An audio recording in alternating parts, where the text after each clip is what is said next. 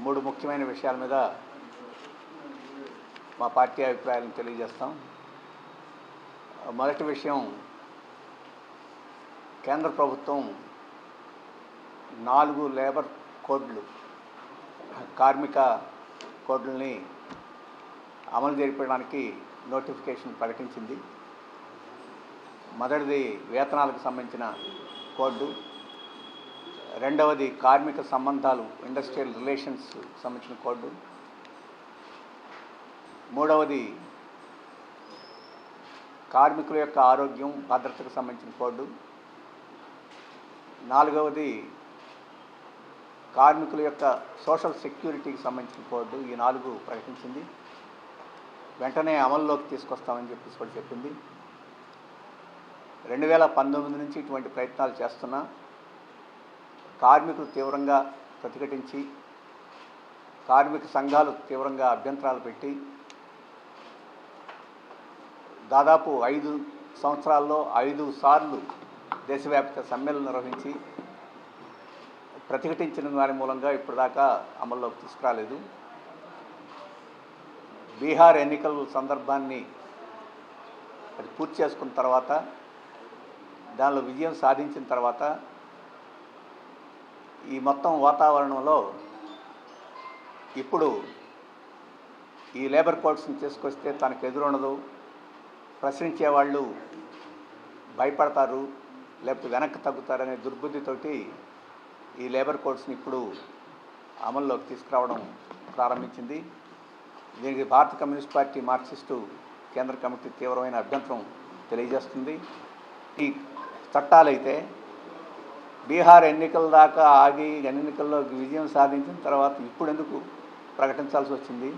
ఇవన్నీ ప్రశ్నలు. ఈ ప్రశ్నలకు సమాధానం చెప్పగలిగిన పరిస్థితి కేంద్ర ప్రభుత్వంలో లేదు. అందుకనే ఈ నెల 26వ తేదీన కేంద్ర కార్మిక సంఘాలు, ప్రజా సంఘాలు ఈ లేబర్ కోడ్లకు నిరసనగా దేశవ్యాప్తంగా ఆందోళన చేపట్టాయి. ఈ ఆందోళనకి భారత కమ్యూనిస్ట్ పార్టీ మార్క్సిస్ట్ పూర్తిగా మద్దతు ఇస్తుంది.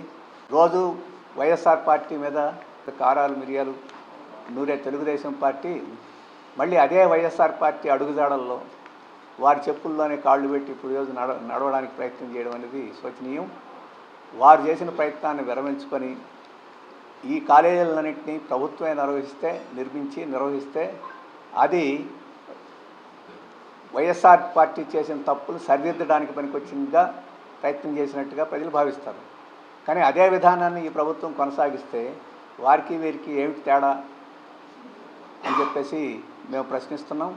ఈ 10 కాలేజీల్లో 7 కాలేజీలు, దానికి అనుబంధ ఆసుపత్రులు, ఇవి వెనకబడిన ప్రాంతాల్లో, రాయలసీమ, ఉత్తరాంధ్ర వెనకబడిన ప్రాంతాల్లో ఇవి ఉన్నాయి. ఒక 3 మాత్రమే సాపేక్షంగా ఉండే కోస్తా ప్రాంతంలో బాపట్ల, అమలాపురం,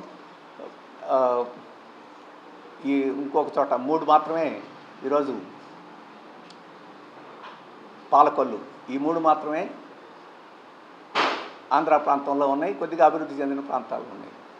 మిగతా 7 వెనకబడిన ప్రాంతాల్లో ఉన్నాయి. మరి అటువంటి ప్రాంతాల్లో కూడా ఈరోజు ప్రభుత్వం నిర్వహించలేకపోతే వెనకబడిన ప్రాంతాలకు ఏ రకంగా ఈ ప్రభుత్వం మేలు చేస్తున్నట్టు అని ప్రశ్నిస్తున్నాం. అందుకని ఈ పీపీపీ విధానాన్ని పూర్తిగా విరమించుకొని వీటన్నిటిని ప్రభుత్వం నిర్వహించాలని చెప్పేసి కోరుతున్నాం. అది సంజీవిని పథకం. ఆయన మాటల్లో చెప్పాలంటే ఆంధ్రప్రదేశ్ ఆరోగ్య చరిత్రలో ఈ సంజీవిని పథకం ఒక పెద్ద గేమ్ చేంజర్ అని చెప్పేసి ఆయన ప్రకటించారు. ఆ గేమ్ ఏం గేమో మనకు చెప్పలా. ఆ గేమ్ చేంజరు ఎవరికో కూడా చెప్పలా. ప్రజలకి గేమా లేకపోతే పెట్టుబడిదారులకి గేమా, ఏం గేమ్ చేంజర్ అని చెప్పలా. అందుకని మేము డిమాండ్ చేస్తాం, అంత గొప్ప పథకం అయితే అంత రహస్యంగా ఎందుకు అట్టిపెట్టుకోవాలి? ఆ గేమ్ చేంజర్ పథకం ఏదైతే ఉందో సంజీవిని పథకం, ఆ పథకానికి సంబంధించిన వివరాలన్నింటినీ పబ్లిక్ డొమైన్లో ప్రజల ముందు ఉంచాలి. రహస్యంగా ఉంచాల్సిన అవసరం లేదు. అది పబ్లిక్ డొమైన్లో ఉంటే అది గేమ్ చేంజరా లేదా పెట్టుబడిదారులకు పనికొచ్చే గేమా ఏమిటనేది మాకు అర్థమవుద్ది. రెండవది ఏంటంటే, ఈ సంజీవిని పథకం అమల్లో టాటా గ్రూపు, బిల్ గేట్స్ వీళ్ళు ముఖ్యమైన పాత్ర నిర్వహిస్తున్నారని కూడా ముఖ్యమంత్రి గారు చెప్పారు. వారితోటి ఒప్పందం చేసుకున్నామని కూడా చెప్పారు. ఏమి ఒప్పందం చేసుకున్నారు, ఆ ఒప్పందంలో వివరాలు ఏమిటి అనేది ఇప్పుడు వరకు బయట పెట్టలేదు. మరి వాటి బయట పెట్టడానికి ఏమిటి ఇబ్బంది? అందుకని వారి మధ్య జరిగిన ఒప్పందం ఏదైతే ఉందో, అంటే డిజిటల్ హెల్త్ కార్డ్స్ తయారు చేయడం కోసం ఈ ఒప్పందం అన్నారు. మరి ఆ కార్డ్స్ ఎందుకు తయారు చేస్తున్నారు? మొత్తం చిత్తూరు జిల్లాలో ఇప్పుడు కుప్పంలో ప్రారంభిస్తారట, 26లో చిత్తూరు జిల్లాకి విస్తరిస్తారట.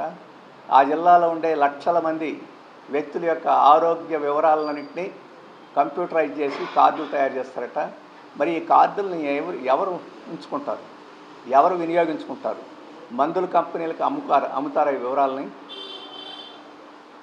మందుల కంపెనీలకు అమ్మి ఆ డబ్బుని ఎవరు తీసుకుంటారు? అసలు నా ఆరోగ్య విషయాలు రహస్యంగా ఉంచాల్సి ఉంటే అవి పబ్లిక్గా ఎవరికంటే వాళ్ళకి, వ్యాపారస్తులకి ఆ రకంగా ఇవ్వడం చట్టబద్ధమా? ఈ ప్రశ్నలన్నీ ఈరోజు ఉన్నాయి. ఈ ప్రశ్నలకు సమాధానం చెప్పకుండా ఇది ఒక పెద్ద గేమ్ చేంజరు, పెద్ద గొప్ప పథకం అని చెప్పడం న్యాయం కాదు.